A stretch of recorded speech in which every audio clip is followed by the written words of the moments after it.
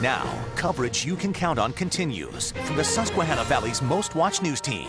This is News 8 at 6 in HD. This is your CP260 evening newscast with Stefan Groomsley, Molly Berkowitz, Courtney Stuck, and me, Mike Micheletti.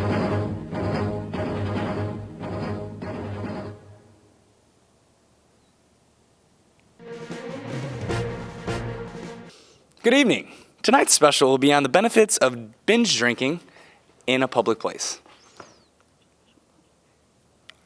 Okay, correction, that's wrong. Tonight's special will be on Lauren Mulvey. Mulvey? Yeah, Laura Mulvey. Lauren Mulvey. Laura Mulvey, 1975 essay on visual pleasure and narrative cinema. Lauren Mulvey was born. Lauren Mulvey, thank you. Was born August 15th, 1941. She is a British film theorist and avant-garde filmmaker. This influential essay was published in 1975 and appeared in the British film journal Screen. The intended audience was individuals based in the academics of film studies and film theory. The cultural context behind the essay helped establish feminist film theory as a legitimate field of study by bringing attention to the patriarchal conditions of the traditional Hollywood cinema. This essay was intended to spark discussion between the disciplines of film theory, feminist studies, and psychoanalysis. Now on to my female correspondent, Molly, with whatever she has to say. Of course. I didn't write anything down. Never prepared. Thanks, Mike. That was a wonderful introduction, and you're so smart. Thank you. You're welcome. I try. I know. Okay. Anyway, feminism was an important topic in the 60s and the 70s, and people began exploring the patriarchal structure in Hollywood cinema. For Laura Mulvey, what was at stake was the quality of filmmaking as it appeals and shows women, and how Hollywood movies objectify women. By bringing attention to the psychoanalytical point of view, the knowledge of the male gaze, which describes the act of looking. Like this? Like this? Yes, Mike. I'm a good drawer. Yeah, you are. Thank you. Anyway, okay, so women are seen as objects. Really? What? Okay, anyway. Mulvey wanted to bring forth an understanding of how women are a source of pleasure for the looker and the looked at. Mulvey questions matter in a historical sense because how they did not change film in a drastic way. Most films are still objectifying women. The questions raised by social context are, like stated before, the male gaze or a woman's to-be-looked-atness. Here is a scene from the movie The Blue Angel demonstrating the male gaze. That's in my face. Sorry. Okay. Like moths around the flame, and if their wings burn, I know I'm not to blame. Falling in love again, never wanted to. What's a girl to do? I just can't help it. Falling in love again, never wanted to. What's a girl to do? Can't help it. Love's always been my game, played how I may. I was made that way. Can't help it. Thanks, Molly, for the demonstration of a male gaze. Yeah, okay. Thanks, Molly, for that demonstration of the male gaze. Now, with our interactive pop quiz of the segment, on to you. We're going to go with Zach. When was this influential essay written? While we wait for his answer, we take a quick poll, whether he answers right or wrong.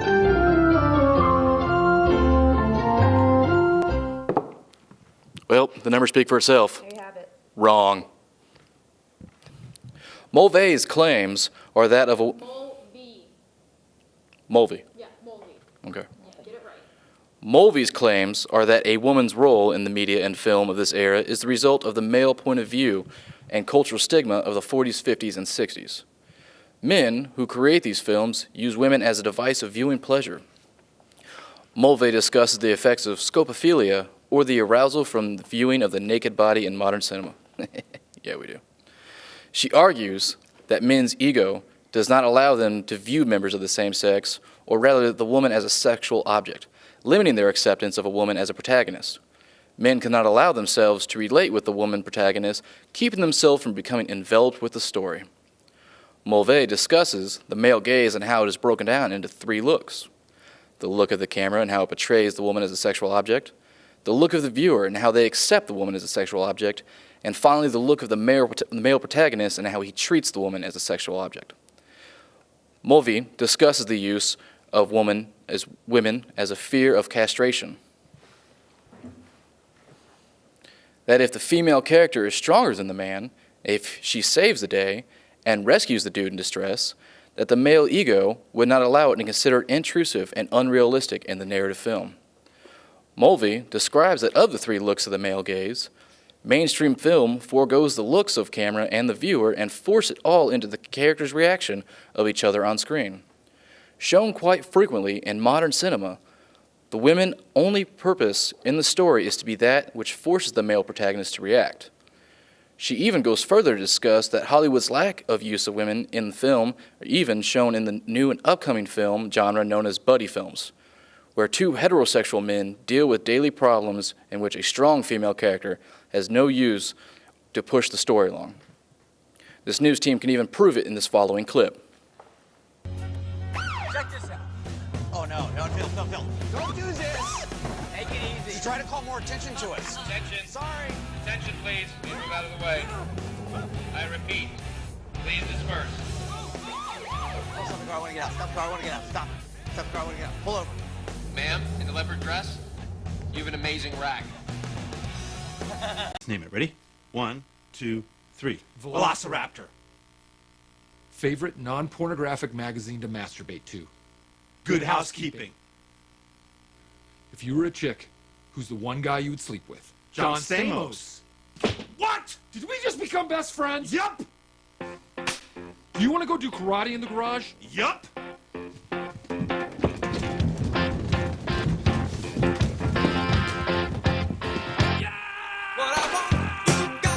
Hey, so how's Ferrigno coming? You got any offers yet? Not yet, no. The guy that I work with, Tevin Downey, he wants to share the listing with me. Want to split the commission? What about the land you told me you wanted to buy? No, put a delay on that, but I gotta sell the place, you know? Tevin's a total cheeseball, but he markets himself like crazy. He's on bus bench ads all over town, and you know, he says the place is out of my league. Hey, that is bullshit. All right, that open house was understated, it was classy and elegant. I've been to a million of those things, and nobody puts out rosemary flatbread paninis. Now, hold on, my dog needs to shit.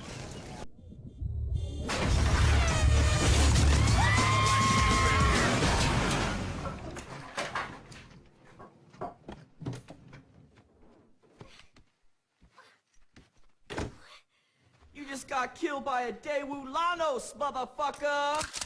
How you like me now, huh? Gross. Red? Saul. Hey, Saul. I came back for you, bro. Yeah. Thank you, Stefan. That was informative and stimulating. Traditionally, Hollywood cinema has told a story by combining spectacle and narrative, with the female characters acting as erotic spectacle. In Hollywood movies, the women on screen served 2 purposes: to be an erotic object for her male counterparts in the movie, and as an erotic object to be viewed by the male audience. Not only did a female character have little bearing on the story of a film, but, as Laura Mulvey puts it, her visual presence tends to work against the development of a storyline, to freeze the flow of action in moments of erotic contemplation. So the female eye candy was a distraction that needed to work cohesively with the narrative of the film. Let's take a look at this famous clip of Marilyn Monroe from The 7-Year Itch that combines the gaze of the male protagonist with the gaze of the audience without disturbing the flow of the narrative. I think he just craved a little affection. You know, sense of being loved and needed and wanted. That's a very interesting point of view. Oh, do you feel the breeze from the subway? Isn't it delicious?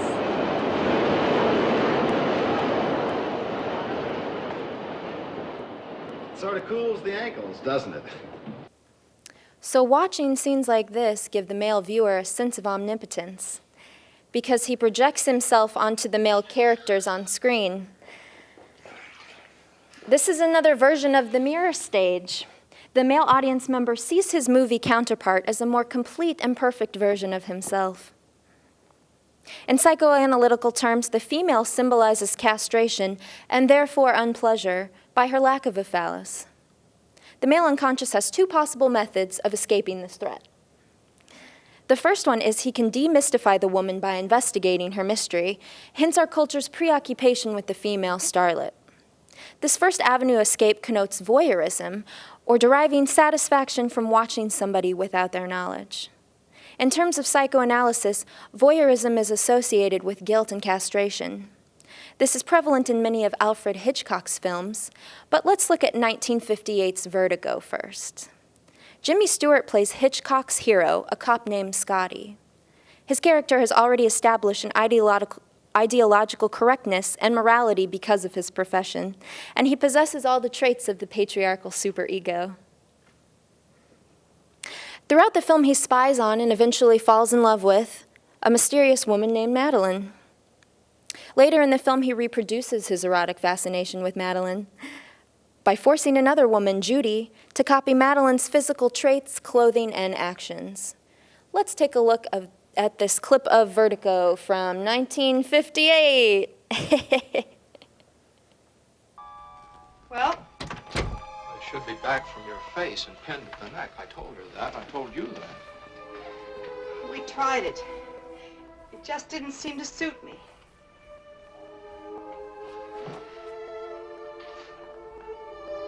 Please, Judy.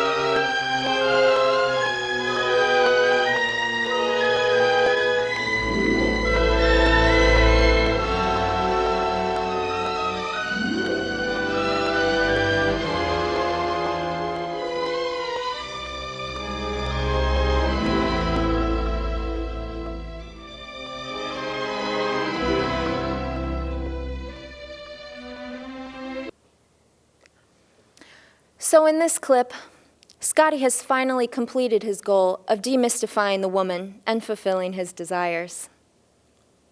The second avenue of escape, fetishistic scopophilia, is used by Austrian director Josef von Sternberg, particularly in the films he has made with actress Marlene Dietrich. Sternberg uses Dietrich as a fetish object, a perfect example of physical beauty. He forces the viewer to see her as an object by showing her in fragments, a close-up of her face, shot of her legs here. You get the idea. Yeah, I do. We can contrast Sternberg's intent with that of Hitchcock's by examining the gaze of the male character in relation to the gaze of the spectator. In Sternberg's 1931 film Dishonored, the viewer sees the height of erotic meaning, the death of the female character, but the male protagonist does not. Conversely, in many Hitchcock films, and 1954's Rear Window is a great example, the audience sees exactly what the male protagonist sees. The deep focus and camera movements in Rear Window are characteristic of what we would see when looking through the protagonist's binoculars. Let's take a look at Rear Window. Well, I guess I can't be lucky every day. Forget I called. Yeah, I sure feel sorry for you, Gonson. Must be rough on you, thinking of me wearing this cast for another whole week. Well, that 1 week is going to cost me my best photographer. And you a big assignment. Well, where? Now, there's no point in even talking about it. No, come on, where? Kashmir. Got a code tip from the bureau chief this morning. The place is about to go up in smoke. What did I tell you? Didn't I tell you that's the next place to watch? You did. Okay, when do I leave? Half hour? With that cast on? You don't. Oh, stop sounding stuffy. I can take pictures from a Jeep or a water buffalo if necessary. You're too valuable to the magazine for us to play around with. I'll send Morgan. So in this film, the camera is subjective rather than objective. We see through the male protagonist's eyes. So what Laura Mulvey wanted to do was make a type of film that changed the subjective camera and therefore the scopophilic gaze of the audience. This is something she has attempted to do in her own films, but it continues to be the alternative in Hollywood, sad to say. Let's get the entire news team back up here to wrap up our segment on Laura Mulvey's visual pleasure in narrative cinema. Something exciting is happening Thursdays on NBC. What's going on? Take off your clothes. What? Well, Friends has moved to a new time and they want to see us in our underwear again. Every time we deliver a message to America, we have to do it without our clothes? It's degrading. I'm not doing it. Hey, look, we're on between like the top two shows, Seinfeld and ER. Can somebody help me unzip? Yeah. Friends, now after Seinfeld on NBC. And look, we're practically naked. That essay came out in 75, right? 75, yeah. Influential. Yeah. Oh, no kidding. Stimulating. He's got horrible handwriting. Where's Mike? I don't know. Oh, hi, right here. Well, now back to us in the classroom to wrap up Lauren Mulvey's. Laura? I got this. Mulvey. Laura Mulvey. Yeah, Laura Mulvey. Laura Mulvey. Laura Mulvey's 1975 essay on visual pleasure and narrative cinema. Back to us. Then you mean